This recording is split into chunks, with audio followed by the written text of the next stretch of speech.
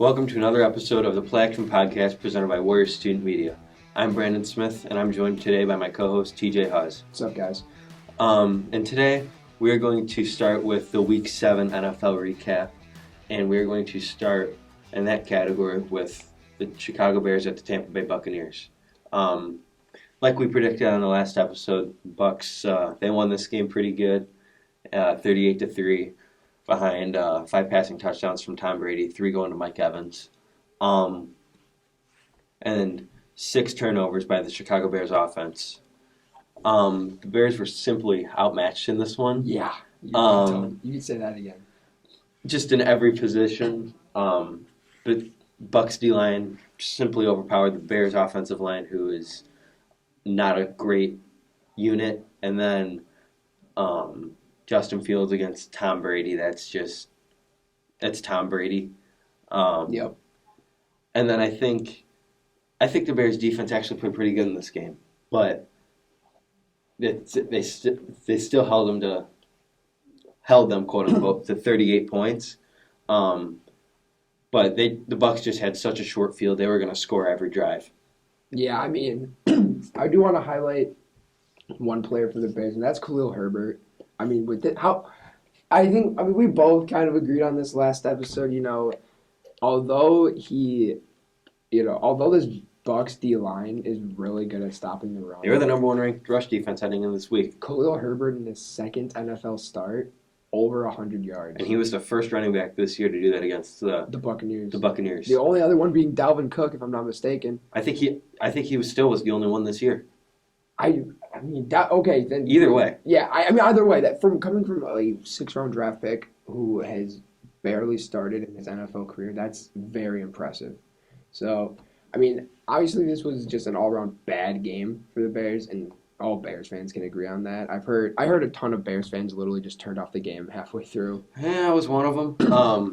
And then I turned it back on for the fourth quarter. There was some Fire Nagy chants in the stands. Feeling pretty good about that. I was going to say, honestly, you should be happy to be hearing that, because that might push the front office to do something. Well, and then since we're on the topic of the Bears, and Matt Nagy, it feels noteworthy to discuss that yesterday Nagy tested positive for COVID. That is a good point. So now I'm assuming the Bears are going to win by 20 next week. But in all seriousness, hopefully Nagy gets well soon and gets back on the sideline, because I don't know how much the Bears believe in him, but we still want him feeling well. And of course. But the Bears play the 49ers next week, and the Bucs play at the Saints. We're going to go on to our next game, which was Chiefs at Titans. And I predicted this game to be a Titans win. And this is the one I predicted the Chiefs to win. So see how that turned out for me. The Chiefs, they have a whole world of problems. Mahomes is one part of the problem, but he's not the entire problem. Defense is a huge problem. I will give credit to the Chiefs' defense. They held Derrick Henry in check. Around 28 carries for about 89 or 90 yards. That's pretty good for Derrick Henry. You gotta hold him back to that. I was gonna say the Titans really had to rely on their passing game, and we saw A.J. Brown stand out. He played probably the best game of the season so far. So very impressed to see him being able to step up, even though this is a very run-heavy offense. It honestly shocked me that the Chiefs held him to so. And Julio Jones also had a couple big catches in this game, and he was, if he can get going on a really consistent basis, back to something closer to what he was in the 2019 season in Atlanta. He was unbelievable that year, as he was in most years in Atlanta. But if he can get going back to that, who's stopping the Titans' offense? The only thing that's stopping the Titans right now is their defense.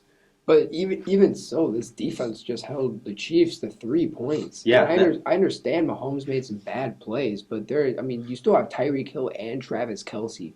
Yeah, and the Titans, they took Travis Kelce out of the game for sure, and then Tyreek Hill, Tyreek Hill just has not been a consistent player this year. He's just been all over the place. Some weeks he'll put up 150 to 200 yards. And this week he had like 2 catches. Yeah, I mean, it's coming from a man of experience here. It does suck having both Mahomes and Tyreek Hill on my fantasy team. Yeah, I got You Tyreek know? Hill, so we're struggling Yeah, a I bit. mean, I was saying, I don't know. I mean, Chiefs offensive players in fantasy is really inconsistent this year, to say Yeah. the least. So obviously a shocker. I mean, I thought it was going to be close. But good for you on calling this one. I'm really shocked with the call during the this last episode, but I'm impressed. I'm impressed. My Titans over Chiefs take makes up for the Caleb Williams for Heisman take. Yes, yes, it does. So the Titans, I think they're top 3 to 4 team in the AFC. But they just got to keep it going, and Henry's going to keep getting better. I don't know if Henry will ever have a game where he's held in check like that the rest of the year. The Bengals beat the Ravens 41-17 behind 201 yards from Jamar Chase. And Now let me flip the script here. We were just talking about how you made that call on the Titans game. I just made the call on the Bengals game. He called the Bengals game. Yeah, good for you. Good for you. Yes, sir. That made up for your Zach Wilson being the 6th best rookie. No, I mean, it's still true. He's not even playing now. Yeah, it's true. So I stand corrected by that. No, but, the Bengals... But the Bengals and the Raiders are the top 2 seeds in the AFC right now. And this isn't going to be a Raiders conversation, but the Raiders, they won their game too. And they're sitting at the top of their division over the Chargers. yeah, I mean, AFC is wide open. Yeah, especially with the Chiefs not being good and the Browns having a ton of injuries. Yeah. I could see the Bengals. The Bengals could win this division because as much as you don't want to admit it, it's a 3-team race for this division. Between you know what? No, I'm gonna be completely honest. I'm not if you're talking about. I think the Steelers are out of the division race. I think the Browns are too at this point. I mean, I understand people think the Browns are all that great, but they're 3-3, and they started losing even before all these injuries. Or 4-3. Or 4-3. Sorry. They're still they're. I guess you could say it, but with how well the Ravens have been playing, yet they played terrible this past week. So maybe there's gonna be a bit of inconsistency with them. I'm not saying this is gonna be a continuous thing throughout the season, but Baker's shoulder injury is going to hold it back. So I think it could definitely be a 2-team race. I'm not. I'm not. You know what? I'm going to be completely honest. As of right now, it's looking like it's going to be either the Bengals or the Ravens. Yeah. But who knows? I mean, we're only 7 weeks into the season. The Browns can still get hot. The or the Steelers even. The Steelers, they're not that far back, but the Steelers aren't people are really underestimating Pittsburgh right now, and I'm not saying this because I'm a Steelers fan and I think they're amazing. I know the Bengals and the Ravens and arguably the Browns are all better than us right now. But who knows? Maybe they lose a couple of games, we win a couple of games. You just don't know which Big Ben's going to show up every week, and that's the biggest problem. That is a big issue, and if we can keep this run game consistent with Pittsburgh, I mean we'll be fine. Yeah, but I don't want to get off topic. But the Bengals. The Bengals are who we should focus on. The Bengals are just. I had my questions about Zach Taylor heading into the season, and even after they lost to Chicago, he had a lot of questionable quotes in his press conference saying, "Oh, well, the defense needs to create all these turnovers." Well, the defense kept you in that game. The offense had to start scoring points, and you know what? After that game, the offense has started to score points. Yeah, and you know what? Just throw the ball to Jamar Chase. He'll make a play. And it's pretty. I feel really comfortable for them knowing that Tyler Ward's your number 2 receiver and your slot receiver with T. Higgins as the other outside guy. And then you got C.J. Uzama. Made the call on that. I made the call on that. I figured he'd have a big day, 2 touchdowns. I mean, I seconded it. I won't lie, but you called it. That was a good call. I'm pretty sure he's a free agent this offseason, and no, not anymore. Not anymore. Not after that game. No, currently he's a free agent, but if. We'll see what the Bengals decide to do, if they want to give him a nice contract or if they want to let him test his value. But, I think the Bengals... The Bengals are in a really, really good spot. And I don't think their schedule's that hard either. Their second half schedule is considered one of the toughest. Is it? But with the way this team is playing, I really don't think that's too big of a concern. I mean, this offense showed that they have depth. They do have depth, and their So, offensive line's been playing better than I thought they would. offensive line, I mean, I think this game alone, and I said this last week, and I'm gonna say it again. This game alone solidified the Jamar Chase pick over Penei Sewell. Yeah, and I think it has been justified. I think it has, but I think this game, Jamar Chase is in the process of having the best rookie receiver season we've ever seen. He picks it up a little bit, which he's not under any pressure to do so. He could break, although it be a 17-game season, he could break Calvin Johnson's receiving yard record because honestly, Jamar Chase is second in the league in receiving yards, and Cooper Kupp is first. Cooper Kupp is on pace to break the receiving yards It's record. like 1,900 something along those lines. But then, the Ravens, their biggest issue is obviously the defense. They let up 41 points. I mean, Especially Marlon Humphrey. Marlon Humphrey gave up 159 of the 201 yards to Jamar Chase. I mean, hey, but he had an easy interception in the end zone, remember? So Marlon Humphrey is still there. Marlon Humphrey got an extension this offseason, and this year and it hasn't just been the Bengals game. There's been a couple games this year he just hasn't been himself.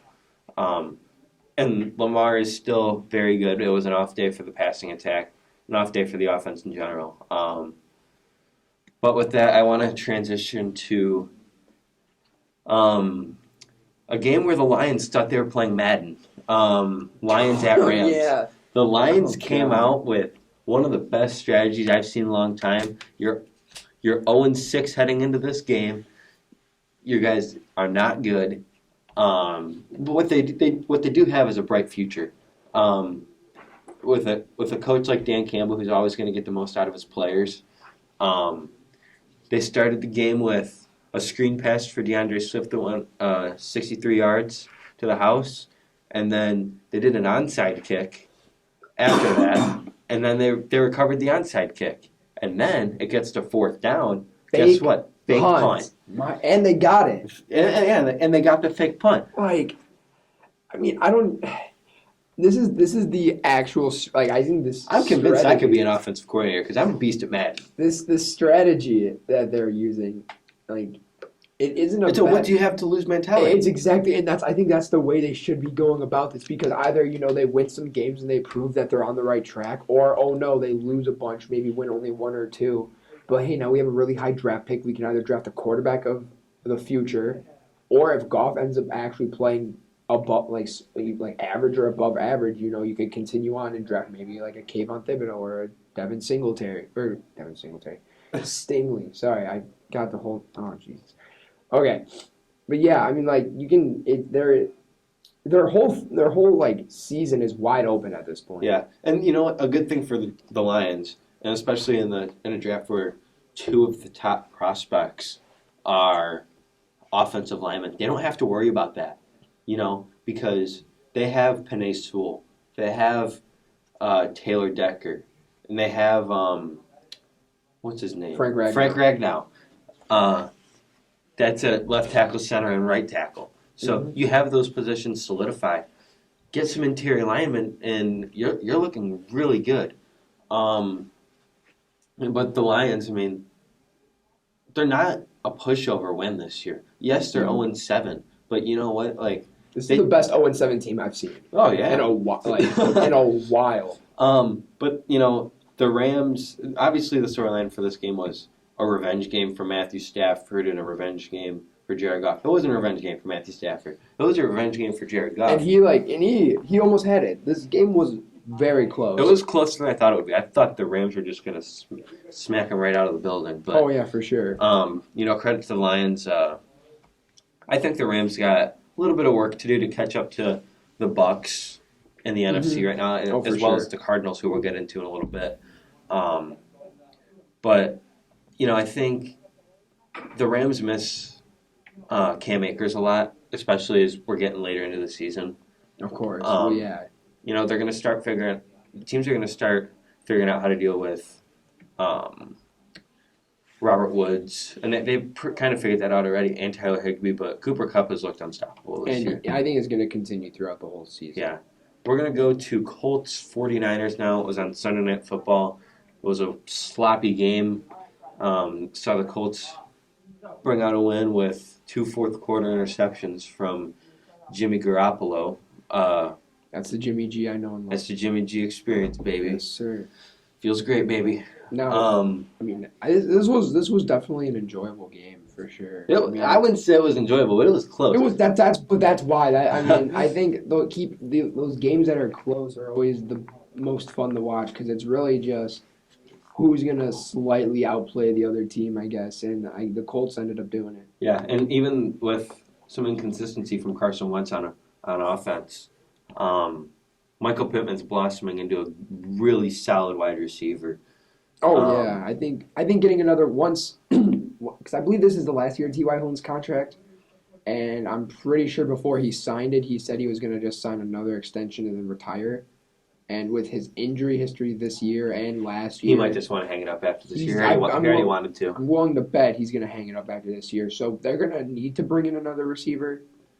And there's a lot in free agency. I mean, you got guys like Devontae Adams that are being free agency, probably because he doesn't want to necessarily return to the Packers. Yep, Michael Gallup. And here's the thing with good one. Yeah, Devontae Adams and free agency. He's already said this whole thing is not about if Aaron Rodgers stays or leaves. Even if Aaron Rodgers stays, Devontae Adams wants to become the highest paid wide receiver in football, and the Packers have not done that to this point. But back to the Colts 49ers, I think, the Colts, they have a good running game. They have Jonathan Taylor, who's a blossoming young star. And then Marlon Mack and Nyheim Hines in the backfield don't hurt either, especially Nyheim Hines in the passing attack. Oh, no. That Taylor-Hines duo is going to be very good if schemed correctly. Yeah. I definitely think Marlon Mack ends up getting traded at the deadline. Yeah, and we'll talk about the trade deadline a little bit on our next episode. Yeah, for sure. But, I mean, this Colts team is better than the record shows. I mean, although playing a few They had a slow games, start. Slow start for sure. They started out it's going to happen. What did they start out like 0-3? 0-3, 0-4. I believe it was 0-3. They picked up a few games now. They almost beat the Ravens, but they choked that one away. I was gonna say, yeah, like they've played good games this year, and I mean, this is a team that's gonna, I feel like, continue to like develop over the course of the season. The chemistry with Carson Wentz and his receivers has gotten better and better each week. Again, like you said, Michael Pittman's looking really good this year, and I think a big part of that is the development we're seeing between him and Carson Wentz. Yeah, and then with the 49ers, pretty brief on this. They said they're going to start Jimmy Garoppolo next week against the Bears. So, oh God, big Bears guy here. So I'll have to see that. But on a serious note, with the Niners, at what point does Kyle Shanahan and John Lynch's seat start to get hot? Because, I don't care about the injuries. You're a coach. You have to adjust. Yeah. And you know what? And if you're John Lynch, why do you have so many injury-prone players on your roster? And this isn't an attack on Trey Lance, but you draft this guy 3rd overall. What's he do in his first game? Oh, we busted up his knee. Yeah, no, I mean, no, I've noticed the trend of, especially this year, they did this, I mean, like the Bears did this too, where they draft these mobile quarterbacks, and then they try to use them, like a Taysom Hill. Yeah. Put them in just to run the ball a few times. Like, what is that doing to develop your own quarterback? Like, if they're going to put him in, let him throw some passes. Let him get an idea of this playbook in a real game situation. Yeah, just let him, either sit him or do what the Bears did. Just play the rookie. Roll with the mistakes. Because exactly. like I said, I mean, even like with the Bears and Fields had 6 turnovers this week. Every rookie has a game like that in their rookie year. Mm-hmm. It's going to happen. That has nothing to do. There's nothing to show how good or bad he's going to be. Yeah, Fields is going to be fine. And I think Fields will end up being fine. I think it might take a year or two. At max. It took Josh Allen a few years. It took Aaron Rodgers 3 years to even start. Yeah. Like, I understand that was Brett Favre there, but like I'm just saying, like they drafted a quarterback in the first round. Took him 3 years to actually start a game, and he even played bad then. Like Manning didn't have that great of a rookie year. Yeah. Look how So he turned I out, think like, I think the Niners just need to start Lance and just honestly, get I've it been over. I've Rip off the been Band-Aid. I've been praying that they do, but overall, it was honestly I don't think it was a bad game. It No. was sloppy at times, but It was a kind of fun fun. one. So we're gonna go to Thursday night football this week, which is a matchup of two of the top teams in the NFC, and the Packers and the Cardinals. The big story of this game now has become Devontae Adams being out due Yep. to positive COVID test. Man, that hurts. That really hurts. I mean, they don't have any other legit receivers on this team. Adams out. MVS has been out on IR for a little bit. I've heard some stuff. Maybe he could come back this week, but I'm not But sure. I'm trying to think though. This is Tuesday. Does he really come back and then able to Even play if he in if he 2 was days? even if he was a close contact for COVID, he still can't come back because you have to be negative for 5 days, and it's only 4. So no, you can't come. He's out for this game. Well, yeah, he's out for the game. MVS won't come back. I mean, Yeah. he's on IR. You got Allen Lazard, Randall Cobb, Inquimania, St. Brown. I don't know. This offense is looking. I feel like this offense is getting worse. Aaron Rodgers is playing good football right now, but he's not. He's still not himself. And maybe I can't get the image of getting blown out by the Saints.